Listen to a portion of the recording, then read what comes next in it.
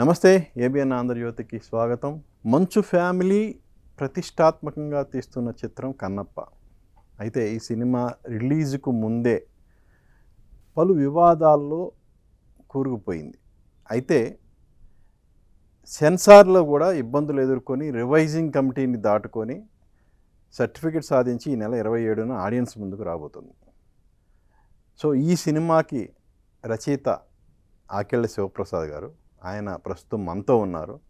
అసలు ఈ cinema behind ఏం జరిగింది, ఎందుకు ఈ సినిమా చుట్టూ వివాదాలు ముసురుకున్నాయి, వాటితో పాటు అసలు ఈ సినిమా గొప్పదనం గురించి శివప్రసాద్ గారు ఏం చెప్తారు, అలాగే మోహన్ బాబు, విష్ణు వాళ్ళ కళ ఇది యాక్చువల్గా భక్త కన్నప్ప అనేది. సో వాళ్ళ కళలు ఎంతవరకు నెరవేరుతాయి, శివప్రసాద్ గారు ఏమంటారు, ఆయన మాటల్లో విందాం ఇప్పుడు. నమస్తే శివప్రసాద్ గారు. నమస్కారం అండి. ఏంటి సార్, మొత్తానికి నిరీక్షణ ఫలించింది, ఈ 27న ఆడియన్స్ ముందుకు రాబోతుంది. సో మోహన్ బాబు గారు కానీ అటు విష్ణు కానీ ఎంతో హోప్ పెట్టుకున్న సినిమా ఇది. ఒక విధంగా చెప్పాలంటే వాళ్ళ డ్రీమ్ ప్రాజెక్టు. కరెక్ట్. సో ఆ నెరవేరే టైం దగ్గర పడింది. సో మీరు రచయిత కాబట్టి సో వాళ్ళ కళ ఏ మేరకు నెరవేరుతుందని మీరు భావిస్తున్నారు? సార్, వాళ్ళ కళ 100% నెరవేరుతుంది సార్. ఇంకోటి అంటే చిన్న అంటే మీ రచన కాదు సార్, నేను యాక్చువల్గా మాటలు రాశాను సార్. ఓకే. రచన అంటే నేను మాటలు రాయడానికి వచ్చేటప్పటికే విష్ణు గారు వాళ్ళు బేసిక్గా కథ తయారు చేసుకుని ఆల్మోస్ట్ ట్రీట్మెంట్ వీళ్ళంతా కలిసి ఒక ట్రీట్మెంట్ బైండింగ్ పుస్తకం లాంటిది నాకు ఇచ్చారు. దానికి మాటలు రాశానండి. అదొకటి. రెండోది మీరు అన్నట్టుగా కళ 100% నెరవేరుతుందండి. ఎందుకంటే దాదాపుగా 8 years నుంచి విష్ణు గారికి వచ్చిన ఆలోచన, దాన్ని ఆయన చాలామంది పెద్ద పెద్ద వాళ్ళతో సంప్రదించి, వాళ్ళలో కాళహస్తి దానికి ప్రధాన పూజారి గారు ఉన్నారు, వాళ్ళని కూడా అడిగారనమాట. అంటే స్థల పురాణంలో ఏ ఇబ్బందులు లేకుండా. అలాగే తర్వాత కూడా సినిమా తీయకముందు వాళ్ళని సంప్రదించారు, సినిమా తీసాక కూడా వాళ్ళని సంప్రదించి ఏమైనా లోపాలు ఉన్నాయా దీంట్లో, అంటే చెప్పే విధానంలో కానీ చెప్పిన మాటల్లో కానీ ఏమైనా ఇబ్బందులు ఉన్నాయా అన్నది చేశారు. వాళ్ళు కూడా చాలా సంతృప్తిగా చాలా బాగుందని, ఏ ఒక్క అక్షరం కానీ ఒక సన్నివేశం కానీ కరెక్షన్ చెప్పలేదండి. ఓకే. సో అంటే నేను అనేది అంటే పండితుల స్థాయి వరకు అది సార్, అంటే వాళ్ళ వరకు వాళ్ళ ఆమోదం అయింది.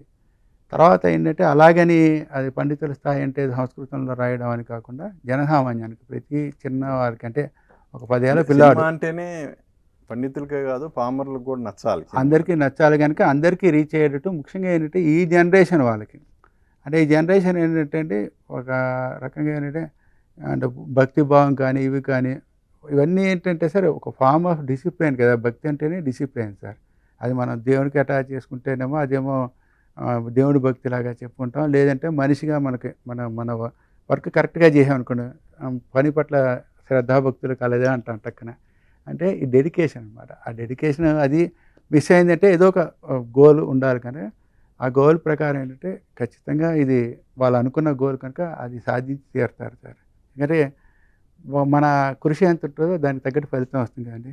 ఈ కృషి మొదలైంది 8 ఏళ్ల క్రితం, రూపు దాల్చుకుని దాదాపుగా 2 years అండి.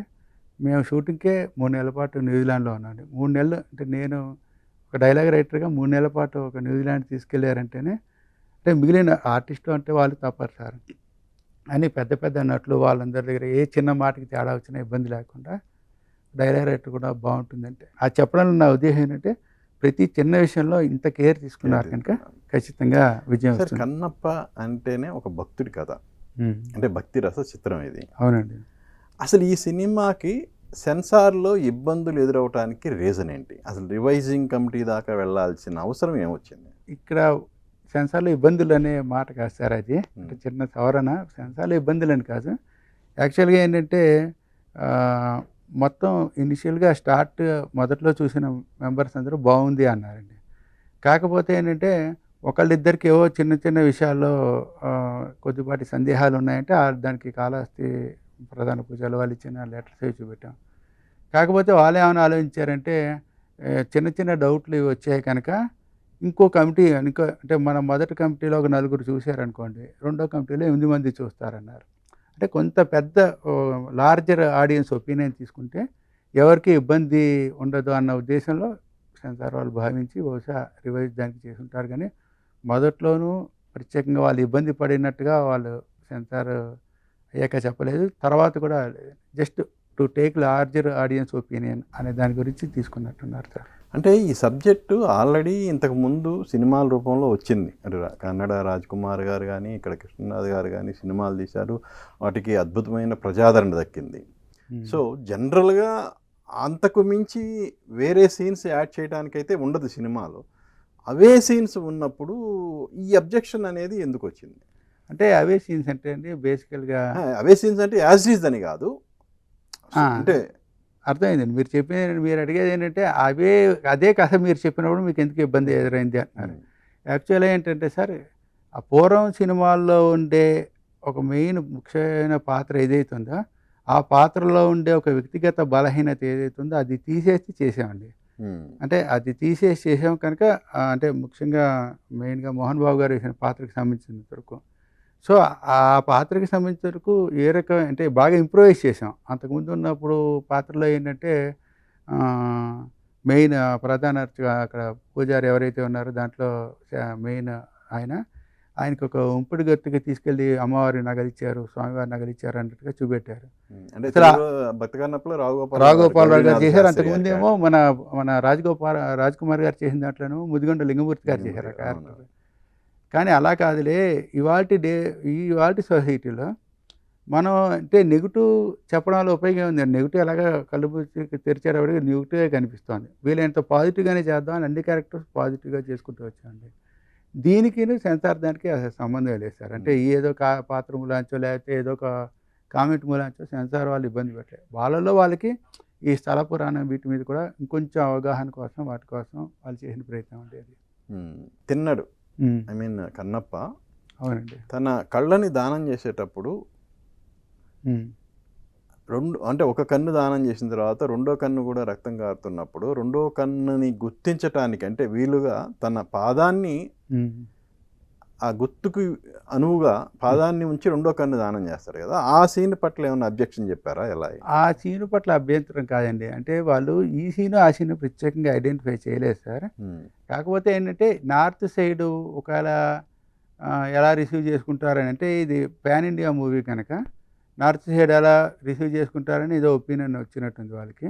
కాకపోతే మీరు చెప్పిన ఈ కాలు రెండో కన్ను గుర్తుపడడానికి కాలు పెట్టడం అనేది మీకు కాళహస్తి మహత్యం, దూర్జెట్టి గారు రాసిన కాళహస్తి మహత్యంలో యాజ్ ఇట్ ఈజ్గా అలాగే ఉందండి. అట్లాగే మీకు బసవ పురాణంలో అలాగే ఉందండి. నెక్స్ట్ పెరియ పురాణంలో ఈ నాయనర్ దాని మీద కన్నప్ప నాయనర్ అనే దాంట్లో కూడా అలాగే ఉందండి. ఈ మూడితో పాటు అంటే ఈ మధ్య రీసెంట్గా నాకు మన శంకరాచార్య రాసిన శివానంద లహరిలో 63వ శ్లోకం ఉందండి. 63వ శ్లోకంలో కూడా ఆయన ఏమంటారు, చెప్పుతో తుడిచి అంటారు. అంటే చెప్పుతో అక్కడ ఉన్న నిర్మాల్యాన్ని తుడిచేసేసి అప్పుడు స్వామికి పుక్కిలించి ఉమ్మేసి, అంటే పుక్కిలించినట్టుగా జలాన్ని అభిషేకం చేశారన్నట్టుగా చెప్తారు. అంటే శివానంద లహరిలో శంకరాచార్య గారు చెప్పింది అయితే 100% 63వ శ్లోకం అండి. అంటే ఒక రిఫరెన్స్ కోసం మీకు చెప్తున్నాను. ఆ శ్లోకంలో ఈ మీనింగ్ చెప్పారంటే ఏంటి, ఖచ్చితంగా మహానుభావులు ఏదైతే ఫాలో అయ్యారో ఈవెన్ విజువల్గా కూడా ఆ జాగ్రత్త తీసుకునే చేశారండి ఈ సినిమాలో. బహుశా అంటే ఒక్కొక్కసారి ఏమవుతుందంటే సార్, మనకి విషయం తెలియనప్పుడు అనుమానాలు ఎక్కువ వస్తాయి. విషయం తెలియక వచ్చిన అనుమానాలు అంటే ఇప్పుడు మనం డిస్కస్ చేసిన ఈ సీన్లన్నీ అవుట్పుట్లో ఉంటాయా? 100% ఉంటాయి సార్. 100% ఉంటాయి. అవి అద్భుతంగా కూడా తీశారు. అంటే డిస్కస్ చేసినవి ఏంటి సార్, ఇప్పుడు దూర్జెట్టి గారు చెప్పినవి ఇప్పుడు ఎలా అయిపోయిందంటే ఇప్పుడు సోషల్ మీడియా ప్రభావం వల్ల చరిత్రను కూడా వక్రీకరించే దుస్థితి దాపురించింది. అవునండి, అవును. అంటే వాళ్ళకి ఫస్ట్ చరిత్రను తెలుసుకోవాలి, కానీ అన్నెసరీ కాంప్లికేషన్స్ ఎందుకనే ఉద్దేశంతో అసలు ఉన్నదాన్ని కూడా కొంచెం దాన్ని కవర్ చేయాలి, మన మీద ఎలాంటి నిందలు రాకూడదు అని అతి జాగ్రత్త తీసుకోవడం ఎక్కువైపోయింది. అంటే ఒకటిసారి ఇంకా అతి జాగ్రత్తలు అంటే ఒక పాయింట్ అండి, ఇంకా అసలు ఎప్పటికీ చరిత్ర తెలియదండి. ఎవరో ఒకళ్ళు కొంచెం జాగ్రత్త తెగింపు. బట్ ఇందులో ఏంటంటే సార్, ఇది ఒక భక్తి రాసే చిత్రం, దానికి తోడు ఒక అద్భుతమైన కన్నప్ప క్యారెక్టర్. ఆ కన్నప్ప అనే అతను ఏంటి, ఒక ఆటవికుడు, మనకు తెలిసినందుకు ఆటవికుడు కళనే దానం చేశాడు. అంటే ఏంటి, ఒక అంటే కేవలం ఈ పద్ధతి వీళ్ళకే శివైక్యం వస్తుంది అని కాకుండా, మీకు కాళహస్తిలో ఉన్న ప్రత్యేకత అది కదా సార్. సాలిపురికి వచ్చింది, పాముకి వచ్చింది, ఏనుగుకి వచ్చింది. అంటే పశువుల్లో వాటి కీటకాలకి పశువులకి వచ్చింది. అట్లాగే మనిషి కూడా వచ్చింది. ఆ మనిషి అనేవాడు చదువుకున్నాడా, చదువుకోలేదా ఇవన్నీ సెపరేట్ కదండి. అంటే మీకు ఇక్కడే ఒక చిన్నది చెప్తాను సార్. అంటే మీరు ఎప్పుడో మీరందరికీ చాలామందికి తెలిసే ఉంటుంది. ఒక భక్తుడు వచ్చి అంటే ఏ దేవుడైనా అనుకోండి. ఆయన అన్నట్టు నాకు ఈ స్తోత్రాలు ఇవన్నీ నాకు తెలియవండి. నేను కొన్ని మాటలు అంటాను. కొన్ని అక్షరాలు అంటాను. ఆ, కా, పీ, పా, పీ, పా ఏవో రకరకాలుగా అనేస్తాను. వీటిని నాకు అజ్ఞానం ఉంది. నేను ఈ మాటల్ని ఒక వరుసలో పెట్టుకోలేను. కనుక నేను ఈ అక్షరాలను అంటాను. వీటిని నువ్వే వరుసలో పెట్టుకో స్వామి, అంత అజ్ఞానంలో ఉన్నాను నేను అని చెప్పాట. సో భక్తికి ఇది అని డెఫినేషన్ ఏముంటుంది సార్? మనస్ఫూర్తిగా ఇచ్చేది. భావనా ప్రియ భక్తి అంటారు కదా సార్. మన అమ్మవారి ఈ స్తోత్రం వాటిలో శ్లోకాల్లో కూడా భావనా ప్రియ. మన భావం ఎలా ఉందో మన భక్తి ఎలా ఉంటుంది. నిజానికి ఇప్పుడు మీరు రిఫరెన్స్ ఇచ్చిన ఏ పురాణాల్లోనైనా తిన్నడు నాస్తికుడు అని ఎక్కడా లేదు కదా. అంటే తిన్నడు నాస్తికుడు అని కదా సార్. ఇక్కడ ఒకటి ఏమవుతుందంటే సార్, మనం మీకు ఒక్కసారి ఏమవుతుందంటే ఒక డ్రామాటిక్ ఎలిమెంట్ని మనం తీసుకోవాల్సి వస్తుంది సార్. నేను మంచివాడిని అంటే నేను మంచిగా మారడానికి గల కారణం ఏముంటుంది? నేను ఒక అమోఘమైన భక్తుడిని అన్నాను అనుకోండి సార్. అతను అమోఘమైన గొప్ప భక్తుడు అనే సార్. ఇప్పుడు ఇది సింపుల్ లాజిక్. అదొక దాంట్లోకి వస్తాను, మీరు చెప్పిన దానికి వస్తాను. మంచి చెడు అని 2 కాన్సెప్ట్లు ఉన్నాయి సార్. మనం చిన్నప్పటి నుంచి వింటున్నాం. సో మంచి ఇది అని మనం చెప్పాలనుకోండి, చెడు ఇది చేయకూడదు అని. ఏది చేయకూడదో అది ఏది చేయకుండా ఉండాలో చెప్పాలి. అలాగే ఏంటంటే మనం భక్తి అనేది చక్కగా చెప్పాలనుకుంటాం. ఈ జనరేషన్ సార్ అంటే మరి మన కమింగ్ టు దిస్ పాయింట్, ఈ జనరేషన్ వాళ్ళకి ఏంటంటే భక్తి అంట మీకు దేవుడు కనిపిస్తున్నాడా, లేదా ఇంకోట మీరు దేవుడు అంటే ప్రతిదానికి మాకు ఎవిడెన్స్, మాకు సాక్ష్యం లేకపోతే మేము నమ్మం అనే స్థితిలో ఉన్నప్పుడు, అరే మీరు నమ్మాల్సిన పరిస్థితి రావాలంటే ఒక కథ. ఆ కథకి ఏంటంటే అంతకుముందు కూడా మీరు భక్త కన్నప్ప సినిమాలోనూ అదే ఫాలో అయ్యారండి. అతను దేవుని నమ్మినట్టుగా చూపెట్టలేదు. అంతకుముందు కూడా అతను అటవికుడు అనేది తీసుకొచ్చాం. అక్కడ నాస్తికుడు అని చూపెట్టలేదు, ఆస్తికుడు అని చూపెట్టలేదు. అతను అటవికుడు, దీని మీద పెద్ద దీని మీద ఇంట్రెస్ట్ లేదన్నట్టుగానే చూపెట్టారు. దాన్నే కొంత తీసుకుని అంటే మేమేం చేసామంటే, మీకు ఎప్పుడైనా చూడండి సార్, ఒక వీరుడికి దేన్నైనా చేయగల సాహసం, ధైర్యం ఉంటుంది. అలాగే అలాంటి వీరుడు కనుక భక్తుడైతే ఎలా ఉంటుంది అనే దాని మీద తీసుకున్నామండి. అది పాయింట్ అనమాట. సో నాస్తికుడు ఆస్తికుడు అయితే ఇన్ఫ్యాక్ట్ బలంగా ఉంటుందనే ఉద్దేశంతో మీరు మేము కాదు సార్, ఆల్రెడీ పెద్దవాళ్ళిద్దరూ పాలైన దాన్నే తీసుకుని చేసాం. అంటే మేము కొత్తగా పెద్దవాళ్ళు అంటే ముందు సినిమాల్లో అంత బలంగా చూపించలేదు కదా. బలంగా అంటే మీకు భక్త కన్నప్ప ఉందనుకోండి, కృష్ణరాజు గారి క్యారెక్టర్ ఒక యోధుడిగానే చూపెడతారు కదా. మీకు ఇంకా కళ్ళకు గంతలు కట్టిన యుద్ధాలు అవన్నీ ఉంటాయి. ఒక బాణిశ్రీ క్యారెక్టర్ కోసం వాటి గురించి వాళ్ళ కళ్ళ గంతులకు యుద్ధాలు అవి చేసినట్టుగా ఉంటుంది. సో దాని ఏంటంటే సార్, మనం రామాయణం చెప్పాలనుకోండి సార్ ఇవాళ పిల్లలకి, మీకు ఆ గ్రాఫిక్స్, ఆ టెక్నిక్స్, ఆ ఎఫెక్ట్స్ వాటితో చెప్పకపోతే వినే పరిస్థితి లేదు సార్. ఎందుకంటే మేము లేకపోతే ఒక మంచి హరికథ చెప్దామని కూర్చున్నాం అనుకోండి, వింటారా సార్ వాళ్ళు? అదే మీరు డిజిటల్ మీడియాలో మీ యూట్యూబ్లో పెట్టండి, టక్కున ఏదో అంటే వినేస్తారు. సో కాలం ప్రకారం. సో అలా సినిమాటిక్ లిబర్టీ ఏ స్థాయి వరకు తీసుకున్నారు ఈ సినిమా అంటే? ఒకటి మాత్రం నిజం సార్, దూర్జటి గారి కావ్యం కానీ వాటిని యథాతథంగా ఉంచి, దానికి ముందుండే కథ ఏదైతే ఉందో ఆ కథలో కూడా మేము తీసుకున్న క్యారెక్టర్లన్నీ మీకు చెప్పాలంటే అవి కూడా ఆ క్యారెక్టర్ని కూడా ఏదో నేల విడిచి సాము చేసి ఎక్కడి నుంచో తీసుకున్నట్టు కాకుండా, మనకి విలువాష్టకంలో 2 మాటలు ఉంటాయి చూడండి. మొదట త్రిదళం త్రిగుణాకారం అంటాం కదా. ఈ త్రిగుణాలు అనే తమో రజో సాత్విక గుణాలు ఉన్నాయి కదా. ఈ 3 గుణాలకి ప్రతీకలుగా హీరో హీరోయిన్ అంటే తిన్నడి భార్య, మోహన్ బాబు గారి క్యారెక్టర్ తీసుకుని వీళ్ళన్నింటినీ కలిపే క్యారెక్టర్ కిందేమో ప్రభాస్ గారి క్యారెక్టర్ తీసుకున్నాం. అంటే అక్కడ కూడా ఏంటంటే ఒక ఫిలాసఫీని, ఒక తత్వం లేకుండా మాత్రం ఆ క్యారెక్టర్ చేయలేదు సార్. అంటే ఏదో మన సినిమాటిక్ లిబర్టీ తీసుకున్నాం కనుక ఇష్టం వచ్చినట్టు క్యారెక్టర్ చేయకుండా ఆ భూమికని మాత్రం వదిలిపెట్టలేదు. అంటే కన్నప్ప అంటేనే భక్తుడు.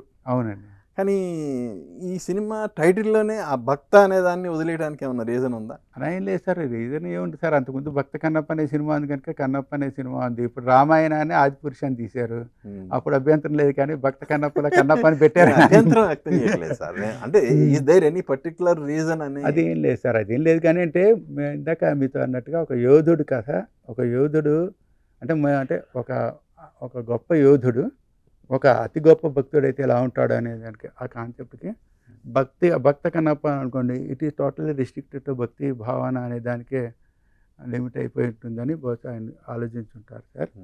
బట్ అంటే అన్ని డైమెన్షన్స్ చూడాలి కదా సార్, మనిషిలో ఉండే అన్ని డైమెన్షన్స్ కోసం కామన్గా కన్నప్ప అంటే కళని ఇచ్చాడనేది చాలామందికి తెలుసు, ఆ బోల్డ్ మందికి తెలుసు. అట్ ది సేమ్ టైం అతని చరిత్రని what best we can explore అనే దాంట్లో వెళ్ళామండి. మీరు అన్నట్టు ఓకే, యోధుడు అనే ఆ యోధుడు అతను మంచి యోధుడు అని చెప్పటానికి ఒక ఇంటర్వెల్ వరకు తీసుకెళ్లాల్సిన అవసరం ఉందంటారా? అంటే అలాగే సార్, ఎస్టాబ్లిష్ చేయడానికి ఒక కళకి తీసుకెళ్ళడానికి అంటే ఆ లెంత్ అనేది ఏమవుతుందంటే సార్, మనం కథ రాస్తున్నాం అనుకోండి, అది ఒక పేజీలోనే ఎందుకు అయిపోవచ్చు, అంటే మంచి చెడు అని 2 వాక్యాలనే అవ్వదాన్ని 3 గంటల సినిమాను 30 ఎపిసోడ్లు ఎందుకు చేస్తాను సార్. నేను 360 ఎపిసోడ్లు రాసిన సీరియల్ కూడా రాశాను. మంచి చెడే కదా ఎప్పుడు అని రాసేది. సో అంటే ద వే ఈ ప్రజెంట్ వాళ్ళకి ఎలా ఉంటుంది అనే దాని మీద ఇవన్నీ ఉంటాయి సార్. సో తిన్నడుగా విష్ణు. అవునండి. సో తిన్నడిని భక్తి మార్గం వైపు మళ్ళించే క్యారెక్టర్ ప్రభాస్దా? ఎగ్జాక్ట్గా మీరు చూస్తే బాగుంటుందేమో సార్, 4 రోజుల్లో రిలీజ్ అవుతుంది కదా ఇప్పుడు. అందులో మీరు యాక్టరే. ఎందుకు అడిగానంటే అంటే నేను ఇందాక మీరు అడగక ముందే సమాధానం చెప్పేశా. ఈ 4 రకాల త్రిగుణాల్లో ఉండే ఆ త్రిదళంలో ఉండే కాండం ఏదైతే ఉందో అది ప్రభాస్ అని చెప్పాను. ఓకే, అంటే మీకు అయితే లింక్ టోటల్గా లింక్ అని కాదు. అంటే జనరల్గా నేను ఈ క్వశ్చన్ అడగడానికి కూడా రీజన్ ఉంది. బిగినింగ్ నుంచి అటు ప్రభాస్ ఫ్యాన్స్ కానీ ఇటు సినిమా ఇండస్ట్రీలో కానీ ప్రభాస్ శివుడు క్యారెక్టర్ చేస్తున్నాడని బాగా ప్రబలంగా వినిపించింది. బట్ వన్స్ లుక్ రిలీజ్ అయిన తర్వాత కాదు అని తేలింది, అక్షయ్ కుమార్ శివుడు అనేది తేలింది. అవునండి. బట్ ఏంటి ప్రభాస్ అంత ఇంపార్టెంట్ క్యారెక్టర్ ఏంటి అనేది డెఫినెట్గా ఆ క్యూరియాసిటీ అయితే ఉంటుంది కదా. తప్పకుండా మీరు అన్నట్టు తప్పకుండా ఉంటుంది. ఆ క్యూరియాసిటీకి ఏమాత్రం తగ్గకుండా కూడా ఆ క్యారెక్టర్ ఉంటుంది. మోహన్ లాల్ క్యారెక్టర్ ఏంటి సార్? మోహన్ లాల్ గారు కూడా చూడతారు, అది మంచి క్యారెక్టరే, బ్రహ్మాండమైన క్యారెక్టర్. అంటే అది అంటే ఒకటి సార్, తిన్నటి కథ కానీ ఏదే పురాణ పురుషులు ఏ కథ తీసుకున్నా సరే ఒక యుగానికో ఒక కావ్యానికో రిస్ట్రిక్ట్ అయిపోకుండా వాళ్ళ ముందర జన్మలు ఏంటి వాటికి సంబంధించి దాని తర్వాత దాంట్లో ఎలా క్యారీ ఫార్ అవుతాయి అవన్నీ ఉంటాయి కదా, ఆ రిలేటెడ్గా వస్తుంది. కానీ ఖచ్చితంగా అది అంటే కథలో అతి కీలకమైన పాత్ర తిన్నడి అంటే ఈ తిన్నడి ముందు జన్మలో అర్జునుడు అని కిరాతకార్జునీయంలో చెప్పారు కదా, ఆ ప్రస్తావన ఈ సినిమాలో ఎంతవరకు ఉంటుందండి? ఆ ప్రస్తావన కూడా ఉంటుంది, బాగానే ఉంటుంది సార్, చక్కగా ఉంటుంది. అంటే జనాల్ని రంజింప చేసేంత బాగుంటుంది. ఇంకా వేరే పురాణాల ప్రస్తావన ఏమైనా ఉంటుందా ఇందులో? పురాణాల ప్రస్తావన ఉందని మహాభారతాన్ని కొంత తీసుకున్నాం. మహాభారతం రిఫరెన్స్ మీరు ఇందాకే చెప్పినట్టు కిరాతార్జున రిఫరెన్స్లో వస్తుంది. శివపురాణం చదివాను. నా వరకు నాకు డైలాగ్స్ రాసేవాడు మాత్రం భక్తి సాహిత్యం పుస్తకాలు చదివాను సార్ కంపల్సరీగాను. శైవ భక్తి అని కాకుండా విష్ణు భక్తి అని కాకుండా భక్తి సాహిత్యం అనే పుస్తకాలు దానికి సంబంధించి చదివానండి. భగవద్గీతను కూడా రెగ్యులర్గా చదివేవాడినండి. అంటే ఎక్కడి నుంచి ఆలోచన వస్తుందో ఏంటో తెలియదు కదండి. అంటే ఒక మంచి ఆలోచనే రావాలి కదా మనకి చెప్పేంత వరకు. ఆ శివతత్వం అనేది ఏముంది సార్, అన్ని చోట్ల ఉంటుంది కదా, పట్టుకోవడం కష్టం. అంటే అన్ని చోట్ల కనిపించేదే మనకి అందదు సార్, అదొక సమస్య. బ్రాహ్మణుని కించపరిచారు అని సినిమా అంటే వాళ్ళు ఎవరు సినిమా చూడలేదు, కానీ ఆ ట్రైలర్లో చూసిన డైలాగుల వల్ల ఏమో ఆ మోహన్ బాబు గారు ఆఫీస్ దగ్గర ధర్నాలు చేసే ఇది దాకా వెళ్ళింది. అంటే దానికి కారణం ఏంటి? అంటే మీ పిల్లక గిలక ఇలాంటి డైలాగుల ప్రస్తావన వల్లేనా ఏంటి అసలు? అది నిజానికి వాస్తవానికి ఏంటంటే సార్, పూర్తిగా దాని వివరాలు ఏమి అంటే మనం ఏమి చూడకుండా ఏమి అంటే దాని గురించి పూర్తి వివరణ వాళ్ళకి తెలియదు సార్. మనం ఒక ట్రైలర్ చూసేసి సినిమా బాగుందని ఎక్స్పెక్ట్ మీరు కంప్లీట్గా మీ సినిమా మీద అవగాహన ఉంది కాబట్టి మిమ్మల్ని అడుగుతుంది. అదే దాని మీద ఏ రకమైన వివాదం లేదు సార్. దానికి సంబంధించి నేను అందుకే ఏంటంటే ఈ మధ్య రీసెంట్గా ఒక క్లారిఫికేషన్ కూడా ఇచ్చాను. అంటే క్లారిఫికేషన్ ఇవ్వడం అంటే అది అంటే సార్ రెగ్యులర్గా ఏదో ఏ పాత రిఫరెన్స్లు ఏమన్నా ఏదో చూసేసుకుని అంటే మనం తీసిన సినిమాలోను ప్రతి సినిమాలోను ఇలాగే ఉంటుంది. గతంలో దాని గురించి మనకి ఈ సినిమాలో ప్రస్తావనే లేదు. అదే యాక్చువల్ లేదు, కానీ గతంలో ఇలా జరిగి ఉండటం వల్ల ఇలా ఇందులో ఆ గిలక పిలక అనే ఒక 2 మాటలు రావటం ట్రైలర్లో, దాన్ని పట్టుకొని ఆందోళన చేసి ఉండొచ్చు అనుకుంటున్నా. బహుశా ఇది ఉండొచ్చు సార్. బట్ దాని గురించి సంబంధించి సమగ్రంగా క్లారిఫికేషన్ ఇచ్చానండి. అది కాకుండా తర్వాత వాళ్ళైతే 100% సార్. నేనంటే సార్ ఇంకోటి అంటే బేసికల్గా నేనే ఎందుకు రాస్తాను సార్, అవును. నేను అంటే నేనెందుకు నేను రాయాల్సిన అవసరం ఉంది అవసరం. కదా. ఇప్పుడు మనం ఇంకోటి సార్, ఇంకో అసలు మెయిన్ విషయం అండి. నేను సుబ్బారావు గారిని విమర్శించాలి సార్. మిమ్మల్ని నేను విమర్శించడానికి నేను 10,00,000, 20,00,000 ఖర్చు పెట్టి ఖర్చు నేను పెట్టి. విమర్శించుకోవాల్సిన అవసరం ఉంది. అలాగే అన్ని అంటే ఇన్ని కోట్ల రూపాయలు ఖర్చు పెట్టి ఒక కమ్యూనిటీనో దేన్నో విమర్శించవలసిన అవసరం అయితే ఎవరికీ ఉండదు కదా సార్. అట్లాగే సుబ్బారావు గారిని తిట్టాలంటే డైరెక్ట్ తిట్టేస్తే ఒక మాటతో పోతుంది. అదేదో అవుతుంది. కాంట్రవర్సీ అయితే అవుతుంది, లేకపోతే లేదు. అలా ఏం లేదు సార్. వాళ్ళు ఒక చక్కటి ఇంటెన్షన్‌తో నేను మీకు చెప్పినట్టుగా చక్కటి ఇంటెన్షన్‌తో తీశారు.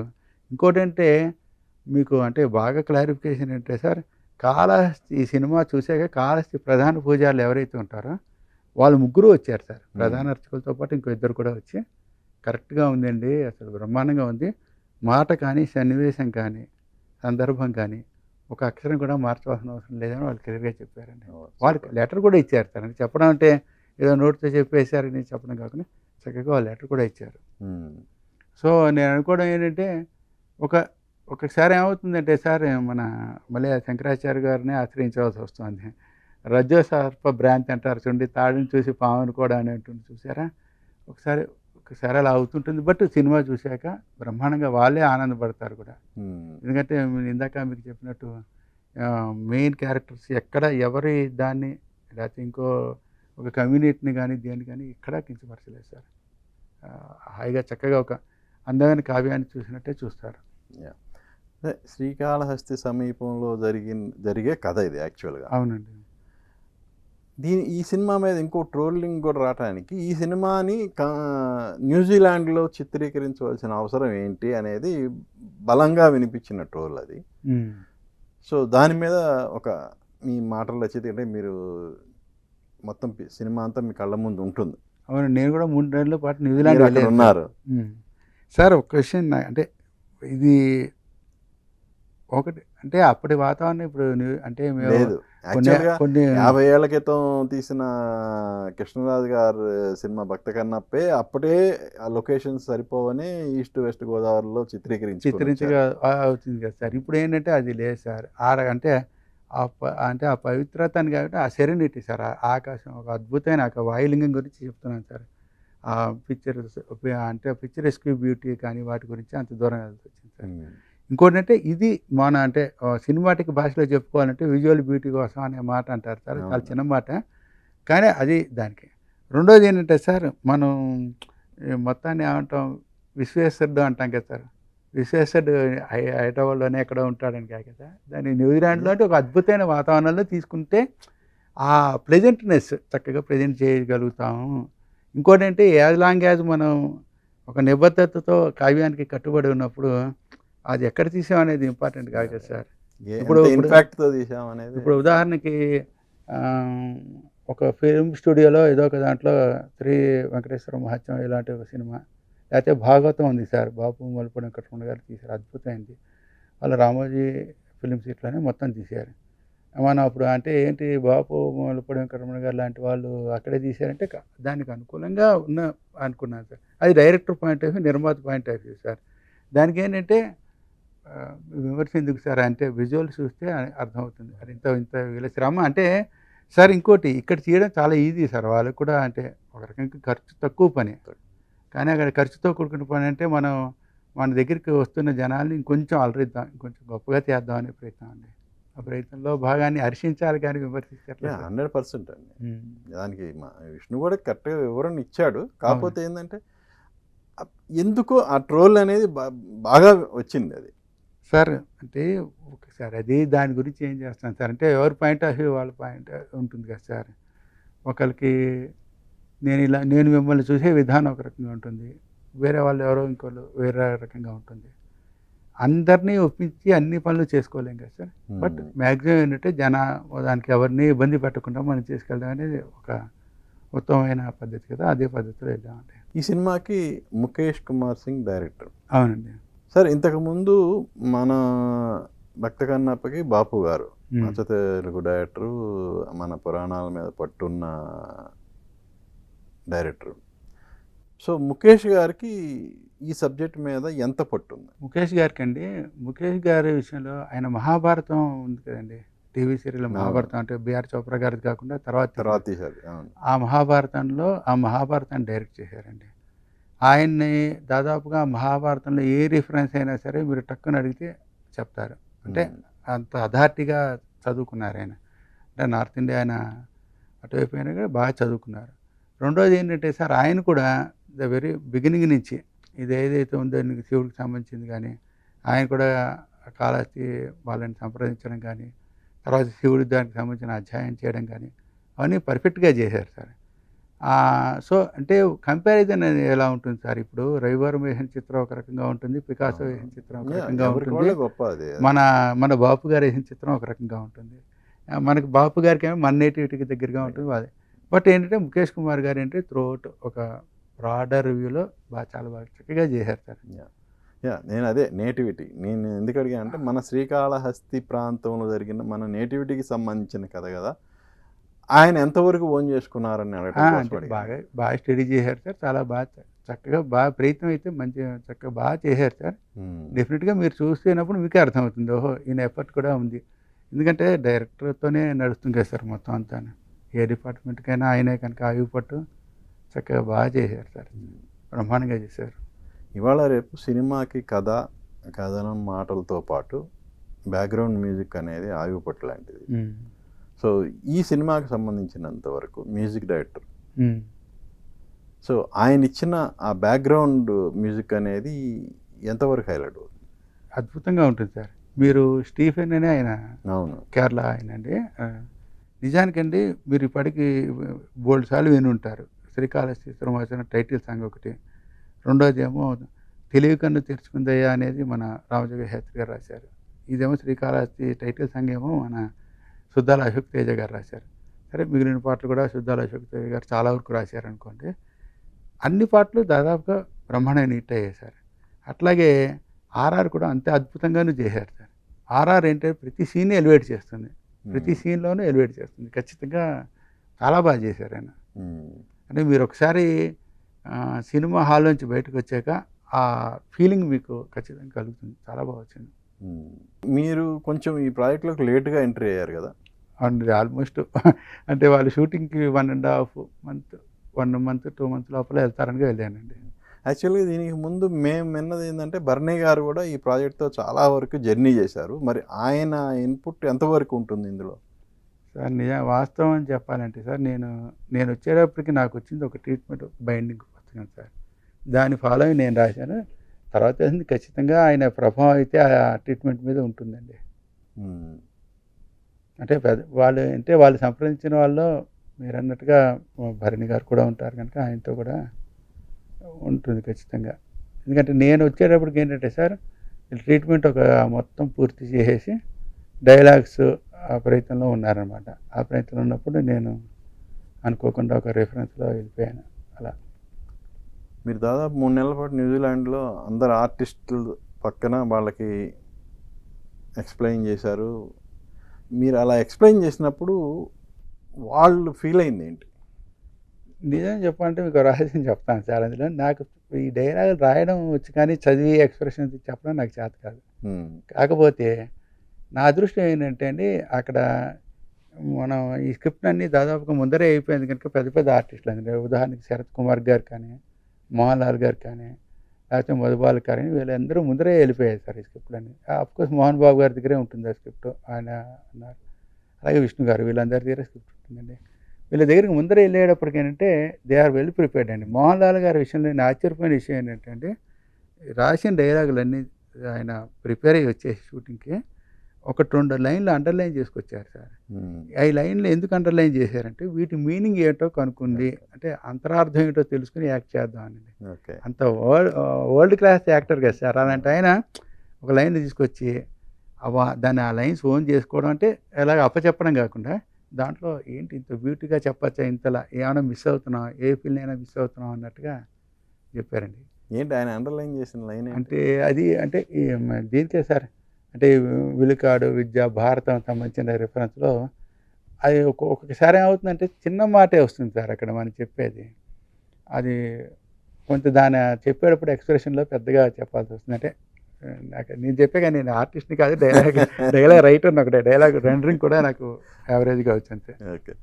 అలాగే ఈ సినిమాకి సంబంధించిన ఫస్ట్ లుక్ నుంచి సాంగ్స్ దగ్గర నుంచి వివిధ పుణ్యక్షేత్రాల్లో మీరు లాంచ్ చేయడం జరిగింది. అంటే యూనిట్తో పాటు మీరు వెళ్ళారు. అవునండి, ఒక దాదాపుగా 15 క్షేత్రాలు నేను తిరిగాను సార్. యా, ఈ క్షేత్ర సందర్శన సందర్భంగా మీరు ఫేస్ చేసిన ఎక్స్పీరియన్స్ ఏంటి?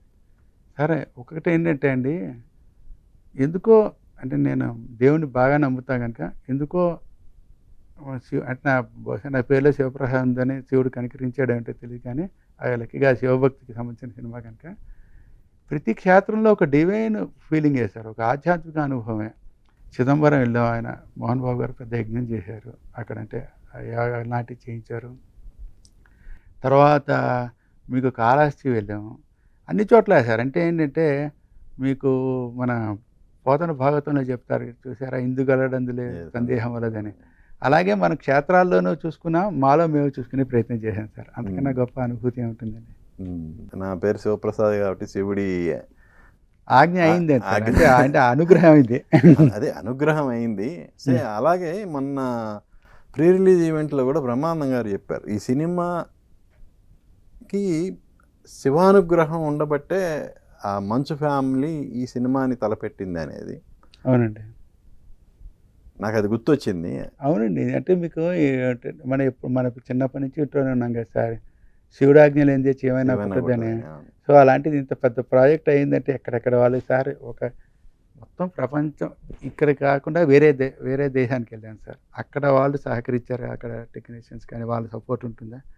ఇండియాలో కూడా అక్షయ్ కుమార్ గారు అటువైపు నార్త్ సైడ్, మోహన్ లాల్ గారు ఇటు, శరత్ కుమార్ గారు తమిళనాడు, మోహన్ బాబు గారు ఇక్కడ ఆంధ్రప్రదేశ్, నెక్స్ట్ మీకు ముఖేష్ సింగ్ గారు బీహార్ అనుకుంటాను ఆయన అటువైపు. అంటే వాళ్ళు అంటే వీళ్ళంతా వెళ్ళి సెటిల్డ్ ఇన్ బొంబాయి అయినప్పటికీ. అలాగే టెక్నీషియన్స్లో స్టీఫెన్ గారేమో ఇక్కడ కేరళ, మన రామజోగేశ్వరి గారు, నేను, మన సుద్దాల తేజ గారు, మేమంతా ఇక్కడ ఉన్నాం. మళ్ళీ కెమెరామెన్ ఏమో హాలీవుడ్ సంబంధించిన అతనండి, అది ముఖేష్ కుమార్ ఏమో, డైరెక్టర్ గారు ఏమో మళ్ళీ నార్త్ ఇండియా ఆయన. అంటే ఏంటి ఇంతమందిని కలపాలని కనెక్టింగ్ డాట్స్ అంటారు, ఆ కనెక్టింగ్ డాట్ పని ఆయన ఒక మహానుభావుడు పైన ముక్కంటి చూసాడు కనుకనే మేము అంతా చేయగలిగాం. ఓకే, సినిమా కంప్లీట్ అయ్యి బయటకు వచ్చే ఆడియన్కి గుర్తుండిపోయేది ఏంటి? అంటే ఒక అంశం చెప్పలేం కదా సార్, అన్నీ ఒక అద్భుతమైన ఫీలింగ్తో అయితే బయటకు వస్తారు సార్. ఒక అద్భుతమైన ఒక అనుభూతి, అంటే శివానుభూతి అనుకుందామండి దాన్ని. అంటే మనం చేసామనుకుంటే మన శివప్రసాద్ ముద్ర పడుతుందో ఇంకోలా ముద్ర పడుతుందో అనేది, అంటే మన కష్టము కనిపిస్తుంది సార్, అలాగే జనాల ఇష్టము అందులో తెలుస్తుందండి. ఖచ్చితంగా ఒక మంచి ఫీలింగ్తో వెళ్తారు. ఒక గొప్ప సినిమా, మీరు ఇందాక అన్నట్టు విజువల్గా బాగుంటుంది, మీకు ఒక మనసులో ఒక ప్రశాంతతతో బయటకు వస్తారు సార్. ఒక మంచి కథ తెలుసుకున్నాం, ఒక మంచి భక్తుడి కథ తెలుసుకున్నాం అనే ఫీలింగ్ అయితే 100% ఉంటుందండి. ఓకే, టోటల్గా మీరు చెప్పింది అది ఓకే. నేనైతే గుర్తుండిపోయే క్యారెక్టర్లు గుర్తుండిపోయే క్యారెక్టర్లలో సార్ ఒకటి ఏంటంటే మీకు విష్ణు గారు ఇంతకుముందు చూసిన సినిమాలన్నీ ఒకటండి, ఇప్పుడు ఈ క్యారెక్టర్ ఒకటండి. బహుశా ఆయనకి గుర్తుండిపోతుంది, ఫర్ ఎవర్ ఆయన లైఫ్లో ఒక అద్భుతమైన మైల్ స్టోన్ అవుతుంది. అలాగే ప్రభాస్ గారిదండి, ఒక ఇంత ఇన్ఫ్లుయెన్సింగ్ క్యారెక్టర్ లాగానే. మోహన్ బాబు గారి సంగతి మీకు ఆయన ఏ క్యారెక్టర్ చేసినా అది గుర్తుండిపోయేటట్టు చేస్తారని. అలాగే మీకు మోహన్ లాల్ గారిది, అండ్ వీళ్ళతో పాటు మీకు శరత్ కుమార్ గారి క్యారెక్టర్ కూడా మిగిలిపోతుంది సార్, అందరికీ గుర్తుండిపోయేటట్టుగా ఉంటుంది. అంటే తండ్రి క్యారెక్టర్ వేశారు ఆయన, తండ్రి కొడుకులు ఆ రిలేషన్ కూడా మ్యాక్సిమం చాలా వీలైనంత ఎక్స్ప్లోర్ చేశాం అనమాట మనకి దొరికిన క్యాన్వాస్లో. మీ జర్నీ ఇప్పటికి 15 ఏళ్ళ ఇండస్ట్రీలో? జర్నీ ఇండస్ట్రీ అంత పెద్ద మాట వద్దు సార్, నేను ఎందుకంటే అడప వానాకాలం చదువులు అంటారు చూసారా, వానాకాలం సినిమాకి వచ్చినట్టు. బట్ ఏంటంటే మొదటగా నేను ఆ నలుగురికి వర్క్ చేశాను సార్, మదన్గా చేసిన మదన్, నేను శశి గారు అని ఆయన కథ చేసామండి. తర్వాత 2-3 ఏళ్ళ పాటు నేను కరెంటు తర్వాత రాసింది, తర్వాత ఆశలపల్లి క్యాన్సల్ మూవీ రాశాను సార్. తర్వాత తేజ గారు హోరాహోరీ కొంత వర్క్ చేశానండి. తర్వాత బాయ్ మీట్స్ గాలి అనే దానికి వర్క్ చేశానండి. ఇదంతా దాదాపుగా 2006-2007 వరకు అయిపోయాను సార్. తర్వాత ఒక ట్రాన్స్లేషన్ ఆఫ్ బుక్స్ చేశాను సార్ కొన్ని. తర్వాత రేడియో నాటకాలు రాశాను సార్, 5 times నేషనల్ అవార్డు వచ్చింది. తర్వాత 2 సార్లు నంది అవార్డు వచ్చింది సార్. అసలు అలా గ్యాప్ అయ్యాక లాస్ట్ ఇయర్ అనుకోకుండా 2018-19లో నాకు రంగమార్తాండ సినిమాకి అవకాశం వచ్చిందండి. ఒక నాటకం రాశాను, బైపాస్ అనే నాటకం రాశాను. అప్పుడు కృష్ణవంశీ గారు రంగమార్తాండ సినిమాకి రైటర్ గురించి చూస్తే ప్రయత్నం ఉంటే గోపరాజు విజయ్ గారని మా నాటకం వేసిన ఆయన నా పేరు రిఫర్ చేస్తే నేను వెళ్ళానండి. కృష్ణవంశీ గారు ఆ సినిమా అయ్యాక ఈ రంగమార్తాండ సినిమాలో డైలాగ్స్ బాగా చాలామందికి అంటే నచ్చాయండి. ఆ రిఫరెన్స్లో ఆ సినిమా చూసిన నాగేశ్వరరెడ్డి గారు, ఈశ్వరరెడ్డి గారు ఇద్దరు ఆ సినిమా బాగుందని మోహన్ బాబు గారి సమక్షంలో రిఫరెన్స్లోకి వెళ్తే ఆయన కూడా ఒకసారి ఇతని చేత రాసి ప్రయత్నం చేద్దాం అనుకున్నారు. ఆ రకంగా వచ్చిన అవకాశం కన్నప్పండి. అంటే ఇది జర్నీ అంటే జర్నీ సార్. బట్ అంటే నేను లిటరేచర్తో కంటిన్యూస్గా ఉన్నాను కానీ సార్ ఫామ్స్ మాత్రం డిఫరెంట్. అయితే నాటకం రాసా, లేకపోతే ట్రాన్స్లేషన్ చేసా, లేకపోతే కథ రాసా. కానీ ఖచ్చితంగా సినిమాలు అంటే అప్పుడప్పుడు చేస్తున్నా. బట్ ఇమీడియట్గా రంగమార్తాండ తర్వాత ఇమీడియట్గా కన్నప్ప రావడం నా అదృష్టం అండి. ఎందుకంటే అదొక రకమైన క్లాసిక్ లాంటిది సార్. మళ్ళీ అలాంటిది రాయడం కూడా అవకాశం తక్కువే. దాని తర్వాత అద్భుతమైన గొప్ప అవకాశం రావడం అనేది శివయ్య దయే. సో ఇంగ్లీష్ లిటరేచర్ని అనువాదం చేశారు, కథలు రాశారు, నాటక రంగంలో మీ ముద్ర వేశారు, సినిమా రచయితగా చేశారు. సో ఇలా బహుముఖంగా మీ ప్రజ్ఞను చాటుకుంటూనే వచ్చారు. సో వీటిలో మీకు అత్యంత ఇష్టమైందంటే ఏం చెప్తారు? రాయడమే సార్. అది రాసింది ఏ ఫామ్ అయితే ఆ ఫామ్ అవుతుంది. అది నాటకం అవుతుంది, ఇంకోటి అవుతుంది. కానీ ఏదైనా అంతే కదా సార్. ఇప్పుడు మనం ఏమనుకుంటాం, చిన్న కథగా రాసుకుంటాం సార్, 2 లైన్ల. మన సినిమా పరిభాషలో ప్రిమైజ్ అంటారు సార్. ఆ ప్రిమైజ్ని కనుక కరెక్ట్గా అందులో ఉన్న ఒక చిన్న సంఘటన తీసుకుంటే కథ అవుతుంది సార్. అందులో ఒక 25-20 సంఘటనలు తీసుకుంటే ఒక నవల అవుతుంది సార్. దాన్నే ఒక దృశ్య రూపంగా పెట్టుకుని 1 గంట చేయగలిగితే నాటకం అవుతుందండి. 2 గంటలు చేస్తే నాటకం అవుతుందండి. దాన్నే ఒక 360 ఎపిసోడ్లు అయితే నేను రాసిన చదరంగం సీరియల్ అవుతుంది సార్. అంటే ఫార్మేట్ మారుతుంది సార్. బట్ రాయడం అనేది మనం ఆనందపడాలి. అంటే మన ప్రక్రియని ఇష్టపడ్డాం అనుకోండి, ఆటోమేటిక్గా నేను అనుకోవడం అది అంటే చెంబులో పోస్తాం, గిన్నెలో పోస్తాం కరెక్టే. కానీ మీరు చేసిన ఈ ప్రక్రియలన్నింటిలోనూ మనకు ఆత్మసంతృప్తి అనేది దేంట్లో ఒక దాంట్లో మనం గ్యారంటీగా అంటే ఒకటి మాత్రం నిజం సార్. ఎందుకంటే నాకు మొదటి నుంచి 5వ క్లాస్లో మొదటి కథ పబ్లిష్ అయింది సార్. సో నాకు కథ షార్ట్ స్టోరీ రాయడం అనేది బాగా ఇష్టం అండి. అర్ధరాత్రి అయినా అపరాత్రి అయినా 1 గంట దొరికితే షార్ట్ స్టోరీ రాసేసుకుందాం అనుకుంటా. ఆ షార్ట్ స్టోరీయే ఏదో ఒక రాత్రి లేపి, బాబు నన్ను నవల చేయంటే నవల చేస్తాను, నాటకం చేయమంటే చేస్తాను. అంటే ఒకటి అనుకుంటాం కానీ సార్, అంటే మరీ టూ మచ్ ఫిలాసఫీ చెప్తున్నాను అనుకోకపోతే మన ప్రమేయం ఉండదు సార్ కొన్నిటి మీద. మన ప్రయాణం ఉంటుంది కానీ మనం ఎక్కువ కలగ చేసుకుంటే కూడా అన్ని పనులు చేయలేం. చేసుకుంటే వెళ్తుంటే అవుతూనే ఉంటాయి అంతే, ఎంతవరకు అయితే అంత. సో ఇప్పుడు మీ డైలాగ్నే ఇప్పుడు మోహన్ బాబు గారితో జర్నీ, మోహన్ బాబు గారి ఆస్థానంలో మీ జర్నీ అంటే అది మీ ప్రయాణమా, మీ ప్రమేయమా, ఏంటది? అది నా అదృష్టం సార్. ఎందుకంటే ఈ ప్రయాణంలో కన్నా మీకు అక్కడ ఒకటి వెళ్ళి ఉండాలంటే ఆ సమయం అప్పుడు అక్కడ ఉండాలి. మనం ఒక క్షేత్రానికి వెళ్ళాలనుకుంటాం సార్, ఎన్నో ఎలబట్టి అనుకుంటాం, ఒక టైం అప్పుడు వెళ్ళి ఉంటాం. కాకపోతే అనుకోకుండా మోహన్ బాబు గారి దగ్గరికి వచ్చేటప్పటికి వచ్చిందంటే ఒక అద్భుతమైన ప్రాజెక్ట్కి వెళ్ళాను సార్. నేను ఏదో నార్మల్ చిన్న వాటిగా, అది కూడా శివుడికి సంబంధించిన దానికి వెళ్ళాను కనుక నా ప్రమేయం లేదు సార్. నేను అక్కడికి ఆ టైం అప్పుడు అలా ఉంచబడ్డాను అంతే, అక్కడ చేర్చబడ్డాను అనుకోవచ్చు అనుకోండి. ఏంటి రచయితగా మీకంటూ ఒక గోల్ అనేది ఉంటుంది కదా, ఏంటి మీ గోల్ ఏంటి? ఒకటే ఒకటి సార్, మనం రాసేది వేరే వాళ్ళకి హాని చేయకూడదు, అదొకటే సార్. The best possible. మనలో ఉన్న మంచి ఏదైతే ఉందో అది ఇస్తే చాలు, పాజిటివ్నెస్ ఏదైతే ఇస్తే అది చాలు. సో అది ఇచ్చామనుకోండి, అది దానివల్ల వచ్చే రిజల్ట్ ఉంటుంది చూడు సార్, అది అందరికీ ఉపయోగపడుతుంది సార్. కేవలం నా ఒక్కడికే ఉపయోగపడకుండా అందరికీ ఉపయోగపడాలనేది అంటే మనం చేసే పని. మీకు మన పూర్వం తెనాలి రామకృష్ణ సినిమాలో పాటను చూడండి, ఇవాళ విత్తు వేస్తే వేసేయి ఒక విత్తు చేసేయి అని. అట్లాగే మనం ఒక మంచి ఏవైతేనే పాజిటివ్ ఐడియాస్ కానీ ఒక విత్తులాగా వేస్తాం సార్. అవి మన తర్వాత జనరేషన్ కానీ మన జనరేషన్లో ఉన్న వాళ్ళకి కానీ నచ్చాయి అనుకోండి, అంటే మన ప్రతిబింబాన్ని మనం అద్దంలో చూసుకోవడానికి భయపడకూడదు సార్. ఇదే తప్పు చేసేసాం అనేది ఉండకూడదు. సో మన లక్ష్యం, నా లక్ష్యం వరకు నాకు తెలిసినంత వరకు, ఒకవేళ మీరు లక్ష్యం అనే పెద్ద మాట వాడారు కనుక, నన్ను నేను ఎప్పుడు చూసుకున్నప్పుడు కానీ, లేకపోతే నా దగ్గర ఉన్న వాళ్ళు నన్ను చూసుకున్నప్పుడు కానీ, ఓకే పర్వాలేదు, శివప్రసాద్ చెడు చేయలేదు, మంచి చేసాడు అనుకుంటే అదే లక్ష్యం నెరవేరింది సార్.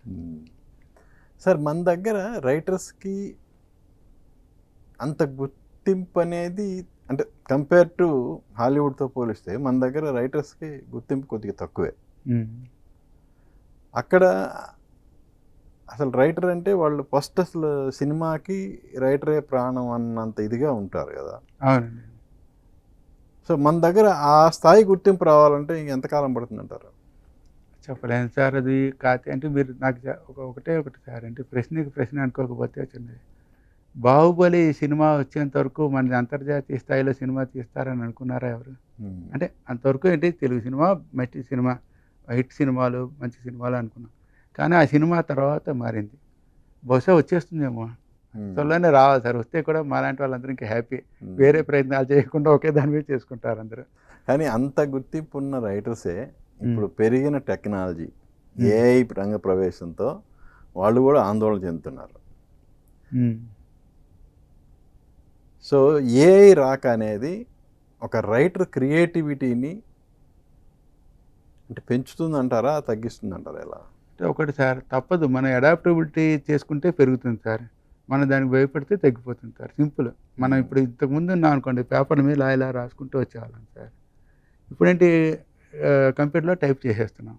కంప్యూటర్ లాంటి ఉద్యోగాలు పోతాయి, మొత్తం అందరూ ఉద్యోగాలు పోతాయని Y2K ఎప్పుడు హడావిడి చేశారు సార్. కానీ ఏం పోలేదు, ఇంకా బోల్డ్ పెరిగాయి. దాంట్లోనే మనం ఇంప్రూవ్ చేసాం. బహుశా ఏఐ కూడా, ఏఐతో ఏంటంటే సార్ ఇమ్మీడియట్గా ఏదైనా ఒకటి కనిపెట్టిన కొన్ని భయాలు అవి వస్తాయి సార్. క్రమంగా దానికి మనం అడాప్ట్ అయినప్పుడు దానిలో ఉన్న సుఖం ఉంటుంది, కష్టం ఉంటుందండి. అంతే కదా సార్. ఎలక్ట్రిసిటీ వల్ల మనకి లైట్ వస్తుంది, చక్కగా అన్నీ చేసుకుంటాం. దాన్ని వేలు పెడతామంటే అది కాలుతాం, మనమే అలా ఉంటుంది. అంటే any technology is like that sir. అదే నేను అనుకోవడం, క్రియేటివిటీకి ఏఐ కూడా ఎవరో ఒకరి క్రియేషనే కదా సార్. అది క్రియేట్ చేయబడింది కనుక క్రియేషన్కి ఎప్పుడు క్రియేటివిటీకి ఇబ్బంది ఉండదని నేను అనుకుంటున్నాను. ఓకే. ఏంటి సార్, మీ ముందు తరాల వాళ్ళు ఎవరైనా ఈ రైటింగ్ ఫీల్డ్లో ఉన్నారా? ఎవరు లేరండి. మా నాన్నగారు మాత్రం చక్కగా పుస్తకాలు చదివేవారు. అంటే భగవద్గీత అవన్నిట్లో చదువుకునేవారు. ప్రత్యేకంగా రైటింగ్ ఏం లేదండి. ఓకే. మీ వారసులు ఎవరన్నా? అంటే సార్ మన అది ఎలా చెప్తున్నాను సార్, అది ఏం చెప్పలేము. అంటే వాళ్ళైతే ప్రజెంట్గా ఇద్దరు సాఫ్ట్వేర్ ఇంజనీర్లు సార్. సో సాఫ్ట్వేర్ ఇంజనీర్లో ఎవరైనా ఒక ఎప్పుడప్పుడు రియలైజ్ అయ్యి మా నాన్న రాశాడు కనుక నేను రాస్తానంటే నాకు తెలియదు. మా నాన్నగారు కూడా నేను రాస్తానని అనుకుంటారు. ఓకే. మా అన్నయ్య నేను రాసేవాళ్ళం. బట్ మా అన్నయ్య క్రమంగా వాడికి రాయడం మానేశాడు. అంటే మళ్ళీ అప్పుడప్పుడు రాస్తుంటాడు. కానీ నేను ఇందులోనే ఉన్నాను సార్. నేను అంటే ఒకటి సార్, మనకి ఒకసారి అవకాశం వస్తే మనకి తెలియకుండా మనం చాలా పనులు చేసినట్టు అవుతుంది సార్. అవకాశం రాలేదనుకోండి, మనకి ఏమున్నా ఇంత ప్రతిభ ఉన్నా సరే ఏంట్రా అనే ఫీలింగ్ వస్తుంది అనమాట. రంగమార్తాండలో మీ డైలాగ్ మంచి అప్లాజ్ వచ్చింది కదా. అవును. సో వర్కింగ్ విత్ కృష్ణవంశీ గారితో ఎక్స్పీరియన్స్ ఏంటి? అద్భుతం సార్. ఆయన దగ్గర ప్రతిరోజు నేర్చుకున్నట్టే ఉంటుంది. ఆయన దగ్గర ఆయన ఏంటంటే చాలా విషయాలు చెప్తారు సార్. దాంట్లో ఆయనకి ఏది కావాలో ఆయనకి స్పష్టంగా తెలుసు. కానీ మనం స్పష్టంగా అందుకునేంత వరకు మన చేతి చేయిస్తారు. అదొకటి ఉంటుంది. అంటే ఒకసారి నేను ఏదంటే సార్ స్క్రిప్ట్ రాసేవాడిని సార్, 10 లైన్లు రాసేవాడిని ఇలా, లేకపోతే ఒక 5 లైన్లు రాసి అనుకోండి. అందులో 2 లైన్లు ఇలా టిక్కు కొట్టేవారు. ఈ 2 లైన్లో ఉండేటట్టుగా ఇంకో వెర్షన్ రాయండి అనేవారు. ఇవి సిట్ అవ్వాలి, కొత్తగా రావాలి. మళ్ళీ రాసి అనుకోండి, పోనీ ఇంకో వెర్షన్ రాసాం, అందులో ఇంకొక లైన్ టిక్కు కొడతారు. ఈ 3 ఉండాలండి, ఇంకో కొత్త వెర్షన్ రాయండి. అంటే ముఖ్యంగా ఏంటంటే బ్రహ్మానందం గారు, ప్రకాష్ రాజ్ గారు మధ్య డెత్ సీన్ ఉంచండి, దాన్ని చాలాసార్లు రాసాం. ఎన్ని వర్షాలు రాశారు దానికి? లెక్కలేదు సార్, కానీ బాగా రాసాం. ఎమోషన్ వచ్చేంత వరకు రాసాము. అంటే వెర్షన్స్ రాయడం అనే లెక్క కాదు సార్, దానికి ప్రాణ ప్రతిష్ఠ ఎంతవరకు అయిందనే లెక్క కదా. ఒక్కొక్కసారి సింగిల్ అటెంప్ట్లో అయిపోతాయి సార్.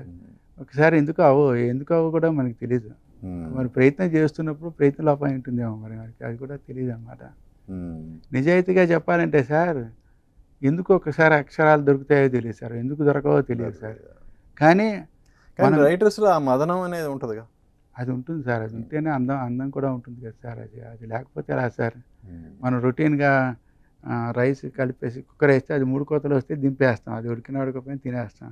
రైటింగ్తో అలా ఉండదు కదా సార్. బట్ ఒకటి మాత్రం నిజమండి, మీరు చదివే ఉంటారు, అంటే మీలాంటి వారికి ఒక పెద్ద పాపులర్ కొటేషన్ ఒకటి ఉంది sir. Writers mind is like A magicians hat, if you want something from it you have to put something into it. అంటే Okay. అది మెజిషియన్ హ్యాట్ లాంటిది. మీరు అందులో ఏమైనా తీయాలంటే ఏదో ఒకటి పెడుతుండాలంటే రెగ్యులర్గా చదువుకుంటుండో రెగ్యులర్గా పెద్దవాళ్ళతో ఇంటరాక్ట్ అవ్వడం చేస్తుంటే అది ఫిలప్ అవుతుంటుంది మనకు తెలియకుండా.